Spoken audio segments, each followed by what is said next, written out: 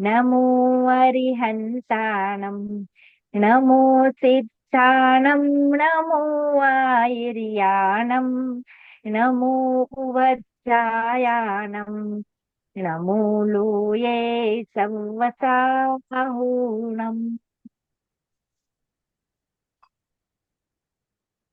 पिछली कक्षा में हमने सदाचार पाठ ऊपर चर्चा करना शुरू किया था। कसाय पाठ हमारा कंप्लीट हो गया था। और सदाचार में हमने मतलब बच्चों की बुक है तो उसमें कहानी के माध्यम से दो बातों पर फोकस किया है। एक फोरम कैमरा खोल सकते हो, है ना, अच्छा लगता है। एक तो बात ये थी कि रात्रि भोजन त्याग करना चाहिए, रात्रि भोजन नहीं करना चाहिए। और दूसरी बात आएगी पानी छानना चाहिए, प्रयोग में छान कर लेना चाहिए। तो हमने रात्रि भोजन पर चर्चा शुरू करी थी कि रात्रि भोजन क्यों नहीं करना चाहिए। हम उसके कुछ पॉइंट पर बात कर रहे थे। तो एक तो उसमें हिंसा होती है, तो किस प्रकार से कैसे कैसे हिंसा होती है वो हमने पिछली कक्षा में देखा था। आज हम दूसरा पॉइंट देखेंगे कि ये जो हिंसा है वो तो द्रव्य हिंसा कैसे होती है, यानी छोटे छोटे सूक्ष्म जीव कैसे हिंसा हो जाती है। आज हम दूसरे पॉइंट पर यानी भाव हिंसा कैसे होती है। भाव हिंसा का मतलब होता है रात्रि भोजन त्याग में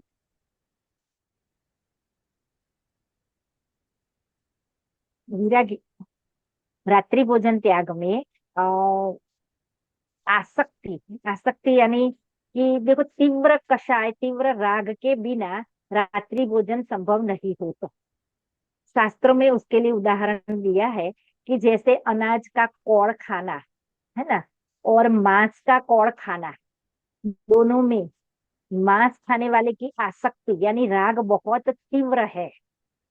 तो ऐसे ही दिन में भोजन करने वाला और रात में भोजन करने वाला, तो जो दिन में भी भोजन संभव होने पर पूरे दिन नहीं खाता है, पूरे दिन खाता हुआ भी रात में जो खाता है तो उसकी भोजन के प्रति आसक्ति बहुत ज्यादा होती है।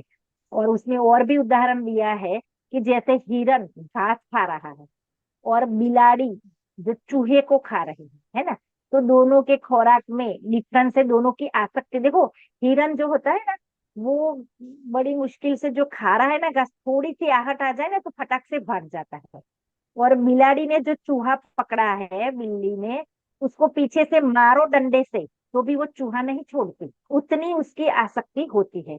ऐसे ही रात्रि भोजन को भी मांसाहार की जैसी आसक्ति वाला कहा, इसलिए मांसाहार। दूसरी देखो, द्रव्य हिंसा होती है तो उसमें दो इंद्रिय से तीन इंद्रिय चार इंद्रिय जीवों की जो हिंसा होती है, तो वो जीव मांस वाले ही कहे जाते हैं। उनका भले ही चीटी सूक्ष्म हो, लेकिन उनके शरीर में मांस बताया है ना।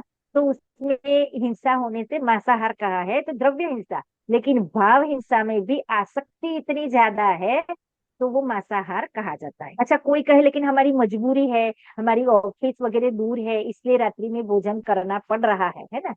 तो देखो, उसमें भी एक आसक्ति कि जो मजबूरी में करता है उसकी आसक्ति कम है, और जो शौक से करता है उसकी आसक्ति ज्यादा है, तो वो पाप का भागीदार ज्यादा बनता है। और शौक से करने में भी देखो, मजबूरी वाला भी एक लिमिट बना सकता है। उसको मैं जिनागम के अनुसार रात्रि भोजन त्यागी नहीं कह सकते, लेकिन आप अपनी आसक्ति कम करने के लिए, मान लो आप 9 बजे आते हो, तो आप एक नियम बना लो कि मैं आने के बाद तुरंत भोजन के लिए बैठूंगा और उसके बाद भोजन नहीं, फिर से कुछ नहीं खाऊंगा।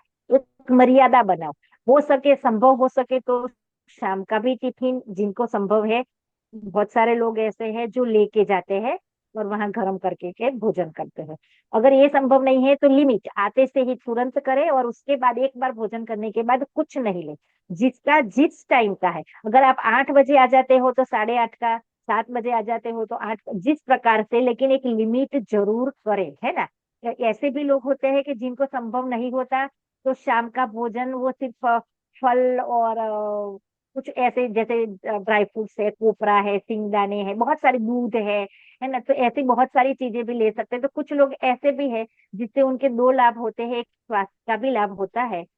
तो आगे स्वास्थ्य संबंधी भी चर्चा करेंगे। तो जिस जिस प्रकार से हो, अपनी आसक्ति कम करने के लिए एक लिमिट जरूर बनानी चाहिए। और जो महिलाएं घर में है उनको तो बिल्कुल नियम से इसका पालन करना चाहिए। अगर संभव होने पर भी नहीं करता तो ये बहुत बड़ी आसक्ति है, और इसलिए वो बड़ा भागीदार बनता है। दूसरा, कुछ लोग ऐसे भी होते हैं कि वो प्राउड लेते हैं, कैसा, नहीं नहीं हमें तो चलता है, अरे हम थोड़ी धर्मात्मा हो गए, हम थोड़े पंडित हो गए, हम थोड़ी महाराज हो गए, है ना। तो इस प्रकार के, और जिनको नहीं चलता उनकी मतलब किसी न किसी प्रकार से खींचातानी करे, तो इस प्रकार से प्राउड लेने वाले को बहुत ज्यादा पाप लगता है ना। ये एक दो तीन चीजें। दूसरा, जब हम कोई भी नियम नहीं लेते, रात्रि भोजन त्याग करते भी नहीं, मानो हम कभी साल में एक आध बार ही भोजन करते हैं रात्रि में, नहीं तो, लेकिन हमें नियम नहीं है ना, तो समझना, जो जिस चीज का नियम नहीं है उस चीज का 24 घंटे आप पाप मानते हो। जैसे रात्रि भोजन त्याग नहीं है, तो दिन में भी रात्रि भोजन त्याग संबंधी पाप कंटिन्यूस बनता है, क्योंकि कर्म तो आठों कर्म हर समय बनते हैं।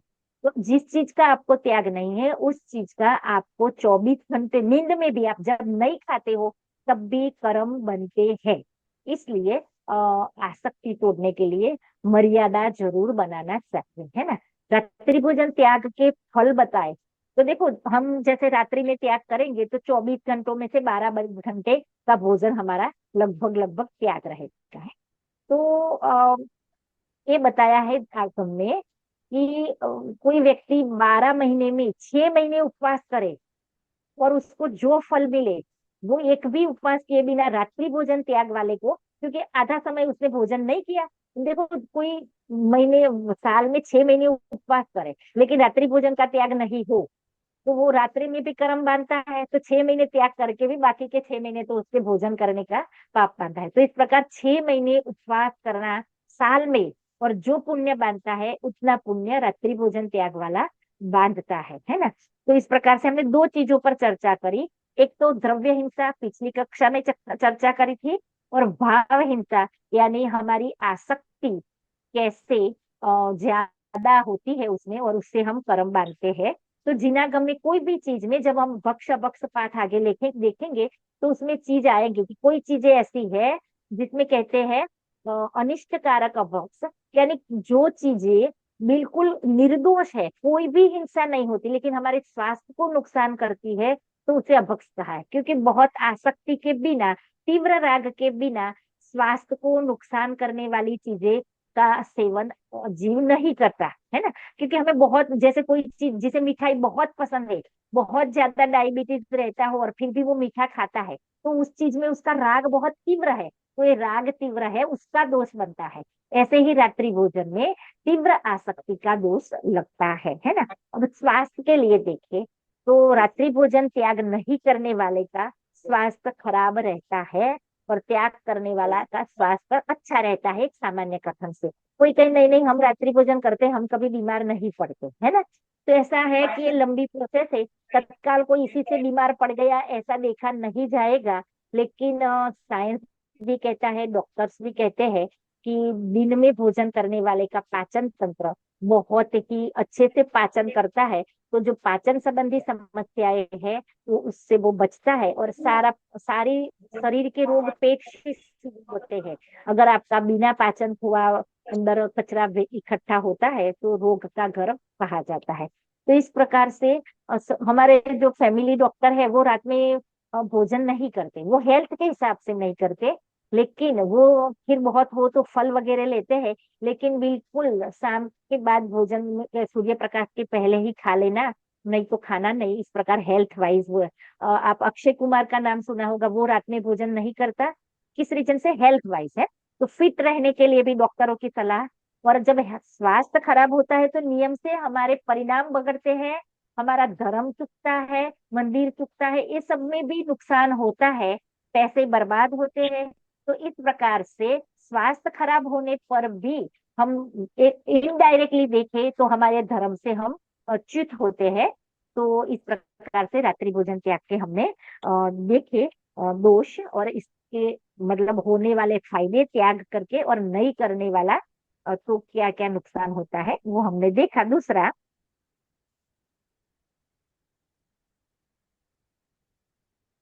हाँ समझ लो, पिछली बार ये सब देख लिया था कि परिवार में भी, कि बस रात्रि 12-12 बजे तक, 11-11 बजे तक, जो भी 10-10 बजे तक, 9-9 बजे तक घर में किचन ही चलता रहे, तो शांति से बैठना की तत्व चर्चा स्वाध्याय वगैरह का तो कोई मौका ही नहीं पड़ता। तो पूरा परिवार है ना, एक दो के रीजन से पूरा परिवार उसी में जुड़ा रहता है, उसका भी दोष वो भोजन करने वाले व्यक्ति को विशेष रूप से जाता है ना। तो अब हम पानी छानने की विधि पर चर्चा करेंगे। ये सदाचार, लेसन का नाम ही सदाचार है, और हम लोग जैनी है तो हमारा जीवन जैन परंपरा के अनुसार कैसे होना चाहिए उस पर हमारी चर्चा चल रही है। तो देखो, पानी छानना शब्द तो बहुत सरल है, सबके घरों में पानी छाना जाता है और समझा जाता है, लेकिन कहीं ना कहीं कोई गड़बड़ी भी चलती है, तो हम उस पर चर्चा करेंगे। तो पहले तो छन्ना कैसा होना चाहिए, है ना। तो सबसे पहले कॉटन का छन्ना होना चाहिए, फिर दूसरा दोहरा होना चाहिए, और सबसे बड़ी बात कि वो कॉटन का तो कह ले, लेकिन उसकी मोटाई पतलाई कैसी होनी चाहिए। तो ऐसा कहते हैं जिनागम के अनुसार, दोहरा करने के बाद सूर्य के सामने ऐसे पकड़े तो प्रकाश हमें दिखाई नहीं देना चाहिए, इतना मोटा होना चाहिए, है ना। आप बिल्कुल धोती जैसा पतला रखोगे या घीस घीस के 2-2 4 साल तक और पतला हो गया है, तो उसमें जीव अटकेंगे नहीं। देखो, पानी छानने की विधि क्यों है, सबसे पहले जीवों की सुरक्षा होना, है ना। अगर जीव सुरक्षित नहीं होते तो पानी छानने का कोई मतलब नहीं, छाना और ऐसा ही निचोड़ करके सुखा दिया, जीवानी करी ही नहीं, जीवों को अलग करके पानी में छोड़ा ही नहीं, तो फिर हमने पानी छान के पिया, उसका कोई मतलब नहीं रहा, है ना। क्योंकि देखो, अन्य मती भी पानी छानने की बात करते हैं, लेकिन वो जीव सुरक्षा की बात नहीं करते। हमारे एक परिचित थे पटेल, तो बोलते हैं नहीं नहीं, पानी छानने की तो बात बहुत बढ़िया लगती है मुझे जैन धर्म की, उससे हम बैक्टीरिया वायरस वगैरह से बचे रहते हैं, तो बिल्कुल पानी छानना चाहिए, है ना। उनकी वो बात और जैनिज्म की बात में डिफरेंस है। हम लोग, हमारा हेल्थ अच्छा रहे इसलिए पानी छाने, इतना ही नहीं, जो पानी में जीव उत्पन्न होते रहते हैं उनकी सुरक्षा, उनकी हिंसा से हम बचे, इसलिए पानी छानना होता है, ठीक। तो अब दूसरी बात कि पानी छानने में कौन से जीव बचते हैं, तो हम आगे देखने वाले हैं 4 गति, उसमें देखेंगे पानी स्वयं जीव है, पानी ही जिसका शरीर है, ऐसा पानी स्वयं जीव है। 5 एक इंद्रिय देखेंगे ना, पृथ्वी का है, जल का है, अग्नि का है, वायु का है और वनस्पति का है, ये एक इंद्रिय जीव पानी है, ठीक है। उसको छान के हम जीव अलग नहीं कर सकते, क्योंकि पानी ही उसका शरीर है। लेकिन उस पानी में जब वो अनछना कहा जाता है, तो उस पानी में 2 इंद्री, 3 इंद्री, 4 इंद्री और 5 इंद्रिय तक के तिर्यंच गति के जीव उत्पन्न होते हैं, जो हमें नरी आंखों से दिखाई नहीं देते, ऐसे सूक्ष्म होते हैं। सूक्ष्म दर्शक यंत्र से साइंस ने देखा तो एक बूंद में 36,000 जीव, साइंस आज के समय में कहते हैं, ठीक है। और जिनागम में जिनेंद्र देव के एक बूंद में असंख्यात जीव, त्रस्त जीव की बात चल रही है, 2 से 5 इंद्रिय तक की। एक इंद्रिय जीव तो वो रहेगा ही, हम छानेंगे तो भी रहेगा, है ना, गर्म करने के बाद नहीं रहेगा। तो छानने पर भी हम 2 इंद्रिय से लेके 5 इंद्रिय जीवों की सुरक्षा करने के भाव कर सकते हैं, एक बात है। फिर दूसरी बात कि छन्ना हमने कहा वो तो हम बर्तन में छानेंगे, फिर आजकल नल नल से हम पानी यूज करेंगे, तो उस पर छन्ना कैसे यूज करें हो।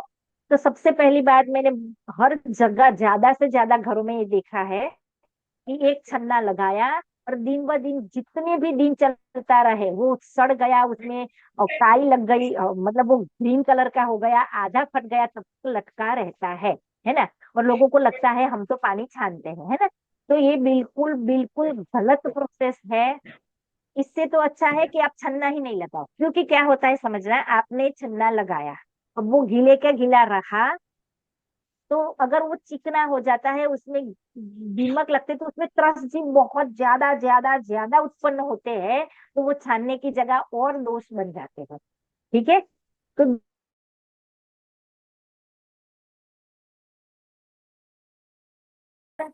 जब आप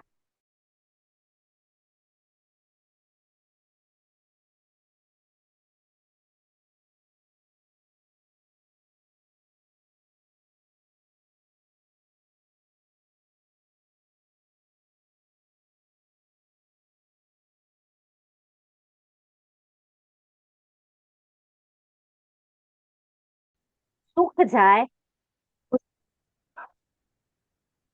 देखो रिकॉर्डिंग शुरू हो गया था कक्षा का, उसके बाद बंद हो गया और फिर शुरू हुआ। तो मेरे ख्याल से जो लोग यूट्यूब पर सुनते हैं उनको लॉस जाता है ना। तो जितना हो सके क्योंकि ये सब क्या है, नेटवर्क का प्रॉब्लम, कुछ ना कुछ प्रॉब्लम दिक्कतें इसमें आती है, तो यूट्यूब पर नहीं भी बन पाए तो आप जूम पर जुड़ने का प्रयत्न जरूर करें।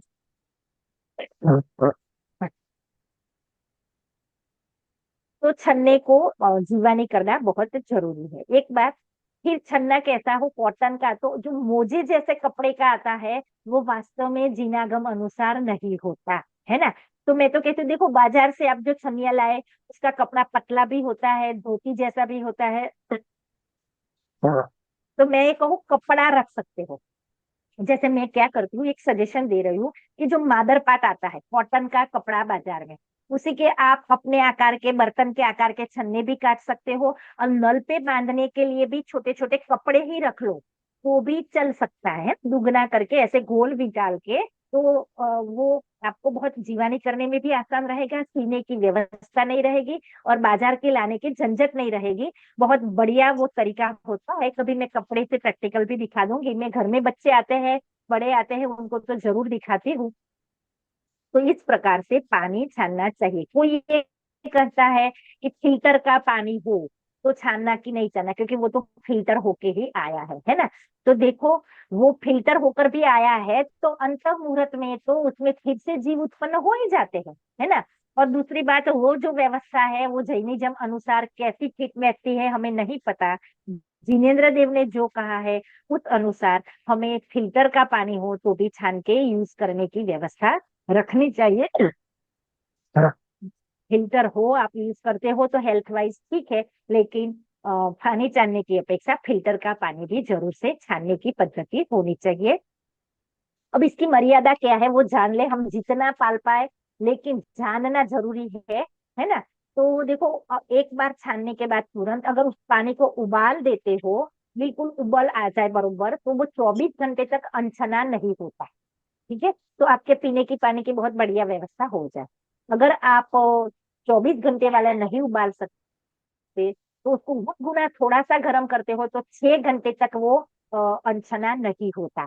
तो एक बार छानकर 6 घंटे की मर्यादा आराम से हो जाती है। और अगर आप गर्म करना नहीं चाहते, क्योंकि सब लोग गर्म पानी पी सके ऐसा भी जरूरी नहीं होता, तो आप उसमें कुछ डालो। तो क्या डाल सकते हो आप, सौंफ डाल सकते हो, आप लौंग डाल सकते हो, आप अनार यानी दाड़म उसका छिलका डाल सकते हो। होना क्या चाहिए, पानी का कलर बदलना चाहिए या उसका स्वाद बदलना चाहिए, उतना सा थोड़ा सा हो जाए। सौंफ बहुत बढ़िया रहती है, अनार का छिलका भी चलता है, उसका कोई बहुत खराब टेस्ट वगैरह नहीं आता और कलर तुरंत बदल जाता है। तो ऐसी कोई चीज आप डाल दो तो 6 घंटे तक आपका पानी बिल्कुल बिल्कुल छना, यानी कोई भी नत्रस जीव उत्पन्न हुए बिना होता है। और अगर गर्म करते हैं गुनगुना भी या उबला हुआ भी, तो उसमें जो पानी ही जिसका शरीर है, जो जीव है ना, जो मैंने कहा कि एक इंद्रिय जिसको हम अलग नहीं कर सकते छान के, वो भी चले जाते हैं यानी नष्ट हो जाते हैं, वो बिल्कुल प्रासूक पानी कहा जाता है। तो हमारे मंदिरों में जो पानी गर्म करने की व्यवस्था है अभिषेक के लिए, वो इसी रीजन से है कि अब उसमें पानी मात्र भी जीव नहीं रहा, मतलब एक इंद्रिय तक के जीव भी उसमें नहीं रहे, और उसे प्रासूक पानी कहा जाता है। तो इस प्रकार से देखो, कोई साइंस के अनुसार लॉजिक करे तो भी 36,001 बूंद में जीव बहुत ज्यादा संख्या है ना।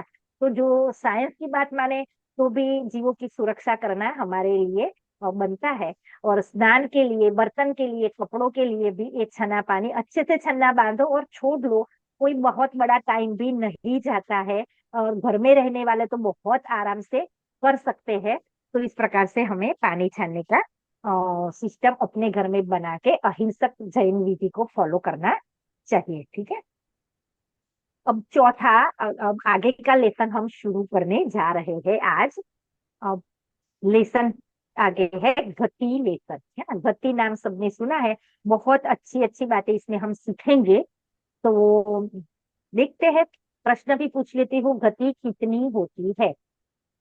4। चार, शाबाश, है ना। गति 4 होती है। कौन कौन सी। देव हाँ गति, मनुष्य गति, तिर्यंच गति, नरक गति। क्या बात है, ये चार गति होती है। अब गति कहते किसे है, परिभाषा कोई बोल पाएगा? जिग्नेश कुमार, परिभाषा बोल पाओगे? जीव यार की, कोई बात नहीं। हाँ, अवस्था जीव की विशेष को अवस्था। हाँ, अवस्था विशेष को गति, फॉर्म बोली क्या? हाँ, जीव की हाँ, अवस्था विशेष को गति कहते हैं। अब गति समझते हैं कहते हैं। अवस्था विशेष यानी क्या है ना, कि देखो कोई जीव मर कर नारकी का शरीर धारण करता है तो उसे नरक गति का जीव, उस अवस्था को नरक गति का जीव कहते हैं। कोई जीव मरकर तिर्यंच शरीर धारण करता है तो उसे तिर्यंच गति का जीव कहते हैं। कोई जीव मरकर मनुष्य गति का मनुष्य शरीर धारण करता है उसे मनुष्य गति का जीव कहते हैं। और देव गति का शरीर, देव का शरीर धारण करते हैं उसे देव गति कहते हैं। ये सिंपल सी बात, बहुत सरल बात है, ठीक है। अब मुझे बताओ, हम मनुष्य है कि जीव है? मनुष्य। हम और हम कोई? जीव है, हमारी अवस्था विशेष मनुष्य है, हमारी गति मनुष्य। हाँ, एक व्यक्ति मतलब जीव तो मूल में तो जीव ही है, लेकिन उसके साथ शरीर, देखो केला होता है, केला मामी, केला कैसा कलर का होता है? ग्रीन। कच्चा है तो ग्रीन, पक्का है है तो ना, येलो। येलो। हाँ, पक्का है तो येलो और सब ग्रीन है ना। जिग्नेश कुमार बोलेंगे अभी। हाँ, कैसा होता है केला?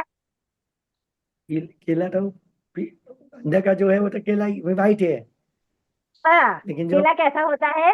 सफेद होता है। देखो हम लोग ग्रीन या पीला केला कभी नहीं खाते, सफेद केला खाते हैं, है ना। तो केला हाँ, तो वास्तव में वो है। सफेद होता है, उसके साथ वाले छिलकों को मिलाकर उसको पीला या ग्रीन जाता है, कहते उसमें हैं कोई बराबर। निषेध। ऐसे ही वास्तव में हम मनुष्य तो हम आत्मा जीव है, और शरीर के साथ मिला के जब पहचान करेंगे तो हमें मनुष्य कहा जाएगा। इसे व्यवहार कहते हैं। व्यवहार से ये मनुष्यपना है और निश्चय से ये जीव है, यानी वास्तव में तो जीव है और शरीर को मिला के कहेंगे तो मनुष्य है। तो देखो, समझने के लिए ये व्यवहार के कथन जरूरी है, नहीं तो फिर तिर्यंच मनुष्य देव नारकी के भेद समझ में ही नहीं आएंगे, अपने आप को ढूंढोगे कहाँ, है ना। तो ये जरूरी है समझने के लिए, अपने आप तक पहुंचने के लिए भी जरूरी है, चार गति के इंद्रियों के काय के भेद से उसका मिलाकर कथन करना है। जैसे ये कहा जाएगा एक इंद्रिय जीव, तो शरीर एक इंद्रिय शरीर है और उसके साथ मिला के कहा जाएगा ये एक इंद्रिय जीव है। लेकिन समझना इस समय भी है कि वो शरीर अलग है और वो जीव अलग है, फिर संयोग है पहचान के लिए। जैसे हम पहचान के लिए हम लोग कोई चीज लाए, मान लो साबुन लाए, ठीक है, तो उसके ऊपर पैकिंग आता है। तो पहचान के लिए अगर पैकिंग नहीं आए, है ना, तो समझ में कैसे आएगा कौन सा है, ऊपर नाम है, ये है वो है, तो उसकी पहचान तो पैकिंग से होती है। लेकिन क्या साबुन साबुन से नहाते समय क्या वो कवर से नहाते हैं क्या? कवर निकाल के फेंक देते हैं और साबुन से नहाते हैं। तो साबुन तो कौन सा है, जो अंदर है वो कवर वास्तव में साबुन नहीं है, फिर भी पहचान के लिए साबुन के कवर से पहचाना जाएगा। ऐसे ही जीव तो अंदर है जो जानने वाला, और शरीर से गति के अनुसार उसकी पहचान करने के लिए गति मनुष्य तिर्यंच आदि कहा जाएगा, ठीक है। अभी एक एक गति पर हम देखते हैं। सबसे पहले देखते हैं नरक गति, ठीक। अब देखो हम लोग इस प्रकार से चर्चा करेंगे, पहले तो गति का स्वरूप देखेंगे, उसके बाद उसके सुख दुख भी देखेंगे, साथ साथ में वो स्थान कहाँ है वो भी देखेंगे, और वो कौन से परिणाम, कैसे परिणाम करके, कैसे पाप या पुण्य करके वहां पहुंचता है, उसका कारण भी हम देखेंगे। तो हर प्रकार से चर्चा करेंगे। तो सबसे पहले नरक गति, है ना, तो नारकी कहते हैं नरक गति के जीव को। का स्थान कहाँ है? तो जो देखो, तीन लोग का नक्शा सबने देखा होगा। मैं अभी निकाल देती हूँ थोड़ा सा यहाँ पर, आप लोग सबने देखा है, हालांकि अगर मिल जाए तो मैं देख लेती हूँ। नहीं, इस किताब में नहीं है। तीन लोग का नक्शा सबने देखा है, उसमें बीच वाला जो एरिया है उसे मध्यलोक कहते हैं। मैं कल की कक्षा में वो तो बड़ा फोटो भी लेके आऊंगी। मध्यलोक कहते हैं। तो मध्यलोक में तिर्यंच और मनुष्य मध्यलोक में ही रहते हैं। ठीक है, तिर्यंच और मनुष्य नीचे के यानी अधोलोक में नहीं होते और ऊपर के यानी ऊर्ध्वलोक में नहीं होते। ठीक है, अधोलोक में नारकी रहते हैं, वहां 7 नरक है, उसमें नारकी रहते हैं। ऊर्ध्वलोक में देव रहते हैं। एक बात, अब देव दूसरे कौन कौन सी जगह पर रहते हैं, तो कुछ जाति के देव जैसे व्यंतर देव, देवों के 4 प्रकार होते हैं, व्यंतर देव, ज्योतिष भवनवासी देव, ज्योतिष देव और वैमानिक।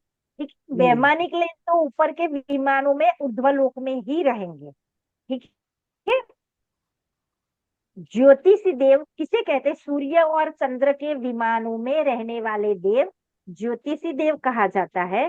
तो वो मध्यलोक में रहते हैं। मध्यलोक यानी जो हम रहते हैं उसी के आकाश में, है ना, वो मध्यलोक का ही एरिया कहा जाएगा। जहाँ चंद्र, तारा, सूर्य, नक्षत्र होते हैं उसे स्वर्ग मतलब ऊपर ऊर्ध्वलोक नहीं कहा जाएगा, उसे मध्यलोक कहा जाएगा। और ज्योतिषी देव मध्यलोक में रहते हैं, व्यंतर देव मध्यलोक में रहते हैं, हमारे आसपास भी हो सकते हैं, असंख्यात द्वीप समुद्र में वो रहते हैं। और भवनवासी देव जो है वो नीचे जो 7 नरक है उसमें पहले नरक के 3 पार्ट पड़ते हैं, उसमें से ऊपर के 2 पार्टों में भवनवासी देवों के भवन पाए जाते हैं, है?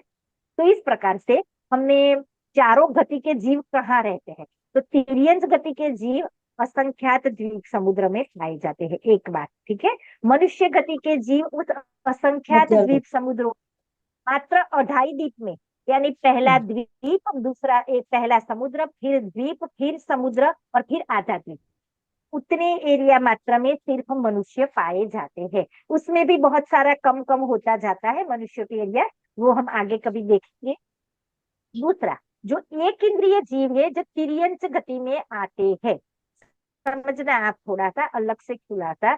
जो ये एक इंद्रिय जीव है, पृथ्वी, जल, अग्नि, वायु और वनस्पति, वो एक इंद्रिय तिर्यंच गति में कहे जाते हैं। और वो पूरे लोक में ठसोठस भरे हैं, पूरे लोक में यानी यहाँ पर भी ठसोठस भरे हैं। ये जो पांचों है ना, पृथ्वी, जल, अग्नि, वायु, वनस्पति, उसके 2 भेद पड़ते हैं, थोड़ा सा समझना ध्यान से। एक तो सूक्ष्म और एक बादर। जो हमें आंखों से दिखाई देता है, पानी, अग्नि, वनस्पति, पृथ्वी वगैरह, बादर यानी फूल कहे जाते हैं। और जो सूक्ष्म है वो दिखाई नहीं देते, लेकिन पांचों प्रकार के यहाँ पर हमारे सामने भी पाए जाते हैं।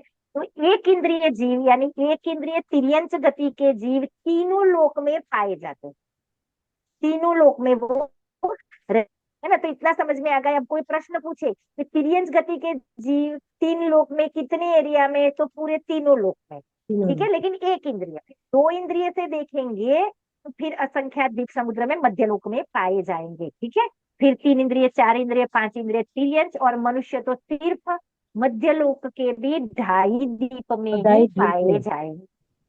हाँ, 2.5 द्वीप में है, 2.5 द्वीप यानी पहला द्वीप, फिर समुद्र, फिर दूसरा द्वीप, दूसरा ये 2 द्वीप हो गए, फिर समुद्र, और फिर जो तीसरा द्वीप रहेगा उसका आधा भाग में ही मनुष्य होते हैं। उसके 2 पार्ट पड़ जाते हैं, वो भी हमारा विषय थोड़ा डिटेल हो जाएगा, अभी नहीं देखेंगे उसको, जब उसका विषय चलेगा तब देखेंगे। तो गति, सबसे पहले नरक गति की चर्चा करनी है हमें। तो नरक गति अधोलोक में नीचे 7 नरक पाए जाते हैं, और उन 7 नरकों में नारकी होते हैं। ठीक है, उनका आयुष्य देखे तो मिनिमम आयुष्य, मिनिमम यानी कोई जीव नरक में गया तो पहली नरक में मिनिमम आयुष्य 10,000 वर्ष का होता है, और उत्कृष्ट आयुष्य 7वीं नरक का 33 सागर का होता है। ये सागर बहुत बहुत बहुत लंबा काल है, मतलब उसको नापने के लिए कोई अंक, कोई संख्या नहीं चलती। वो भी एक बड़ी प्रोसेस है, सागर कैसे गिरे, है ना। तो वो बहुत लंबा आयुष्य है, उसमें ये असंख्यात तीर्थंकर मोक्ष चले जाते हैं, है ना। एक सागर में असंख्यात तीर्थंकर मोक्ष चले जाते हैं, इतना लंबा काल वो होता है। तो ऐसा लंबा काल वो कैसे दुख भोगता है, देखो मैं बहुत डिटेल नरक गति के दुखों की चर्चा नहीं करूंगी, लोगों को डर लगता है। शॉर्ट में पॉइंट टू पॉइंट बात करूंगी, पहली ढाल में थोड़ा बहुत लिया भी है। लेकिन देखो, जन्मते से ही सबसे पहले वो उल्टा पटका जाता है, और पटकते से ही वो जैसे डांसिंग बॉल होती है ना, तो वो कितना योजनों तक उछलता है। वहां होते हैं बिल, बिल यानी पत्थर की पाषाण जैसी गुफाएं, और उसमें पटक जैसे ही वो जन्मा, एक ही सेकंड, सेकंड बहुत बड़ी बात है, ऐसे ऐसे ऐसे ऐसे ऊपर से नीचे पटकाया जाता है डांसिंग बॉल की तरह। कितने कितने कितने समय तक ऐसे पटकने के बाद वो नीचे गिरता है। उत्पन्न होते से ही चारों तरफ से दूसरे नार की नोचने कुत्तों की तरह, कुत्तों में कहता अलग कुत्ता आ जाए गली में तो उसको मारा मारी मच जाती है, ऐसे ही एक दूसरे को कुत्तों की तरह काटते मारते पीटते रहते हैं, और एक दूसरे को मारते ही रहते हैं, कोई और जरूरत पड़े या ना पड़े, वो एक दूसरे को कष्ट देने के लिए ही जैसे हो। फिर वहां के जो माटी है, वहां के जो रहने के स्थान है, अत्यंत दुर्गंधित होते हैं। अगर वहां से एक मुट्ठी माटी यहाँ लाके रख दे तो पूरे इंडिया के लोग उसकी गंध से मर जाए, इतनी गंदी दुर्गंधित वहां रहती है। देखो कोई ये कहे इतना सारा आप बताते हो तो वो जीव मर जाते होंगे फिर, कि नहीं, नरक में मरने की, आयु पूर्ण हुए बिना मरने की व्यवस्था नहीं होती। नहीं। स्वर्गों और नरकों दोनों जगह ये फिक्स है, जो आयु लेके गया था वो भोग के ही वहां से पूरा निकलता करेंगे। है। तो वो हर समय भावना तो भाता है कि कब यहाँ से निकलूं, कब मैं मनुष्य बनूं और मुनि दीक्षा लेके मोक्ष चला जाऊंगा, इतने मुझे नहीं। लेकिन बाहर निकलते से ही सब भूल जाता है, और आयु पूर्ण हुए बिना बाहर नहीं निकलता। निकलता है। अनेक, जैसे हम ये कहते हैं ना कि किसी को हार्ट का प्रॉब्लम है, किसी को कैंसर है, किसी को अनेक अनेक प्रकार के रोग, तो ऐसे अनेक प्रकार की महा बीमारियां लेकर ही उत्पन्न होता है। जैसे श्वास नहीं ले पा रहा है, शरीर में कीड़े पड़े हैं, अनेक अनेक प्रकार के रोग हर अब वो लेके ही उत्पन्न होता है। वेदना वहां की भूमि की ऐसी है कि एक साथ हजारों बिच्छू काट ले और जो वेदना हो उससे ज्यादा जमीन के स्पर्श मात्र से होती है। कोई कहे ये सब डराने की बातें है, तो ये समझना ये डराने की बातें नहीं है। हम बहुत बार कहते हैं कि सर्वज्ञ भगवान वितरागी होने से ना, उनको कोई डराने की जरूरत नहीं है। वो नहीं चाहते कि आप, उनको कोई इच्छा नहीं है कि आप मोक्ष चले जाओ, है ना। वो तो वितरागी है, जो देखा वैसा बताया है ना। फिर क्या है, सर्दी कितनी और गर्मी कितनी है ना, छटाला जी की पंक्ति कि मेरु समान लोह गली जाए उतनी शीत उष्णता था। यानी मेरु पर्वत 1 लाख योजन का मेरु पर्वत है, उतना गोला लोहे का वहां डाल दो तो वो पानी की तरह पिघल जाए, उतनी गर्मी रहती है। लेकिन उनका नारकियों का शरीर वैक्रिक शरीर रहता है, तो गर्मी का दुख तो भोगते हैं, लेकिन पिघलते नहीं। और देखो वो टुकड़े होते हैं ना, टुकड़े तो जैसे पारा होता है, पारे के ऐसे टुकड़े कर दो तो वो हो जाए और फिर मिल जाए, है ना। तो शरीर टुकड़े टुकड़े हो जाए, छीन देंगे, पीस लेंगे, काट देंगे, लेकिन फिर भी वो वैसा का वैसा जुड़ जाता है और दुख उसको पूरा होता है ना। फिर स्वतंत्र ऐसी व्यवस्था है कि हाँ, भूख और प्यास, ये छलाला जी की पंक्तियां है। 3 लोक को ना जजु खाए, मीटे न भूख कणा न मेरा लहाए, भूख 3 लोक को खा जाए, इतनी भूख लगती है, और एक कण भी, अगर 33 सागर है तो 33 सागर तक एक कण भी खाने को नहीं मिलता। फिर पानी का भी ऐसा है, सिंधु नीरते प्यासा न जाए, मतलब स्वयंभू रमण, अंतिम सबसे बड़ा समुद्र, सारा पानी पी जाए इतनी प्यास लगती है, और फिर भी एक बूंद प्राप्त नहीं होता। श्यामर तरुदल अतिजुत पत्र अतिजो देह विदारे तत्र, वहां के वृक्ष ऐसे इतनी गर्मी में छांव में बैठने के लिए जाता है तो उस वृक्ष के पत्ते तलवारों जैसे होते हैं, गिरते से ही उसको काटते हैं। फिर वो वैतरणी नदी होती है जो गंदगी से, परू से और अनेक प्रकार के वैक्रिय शरीरों वाले, तिर्यक गति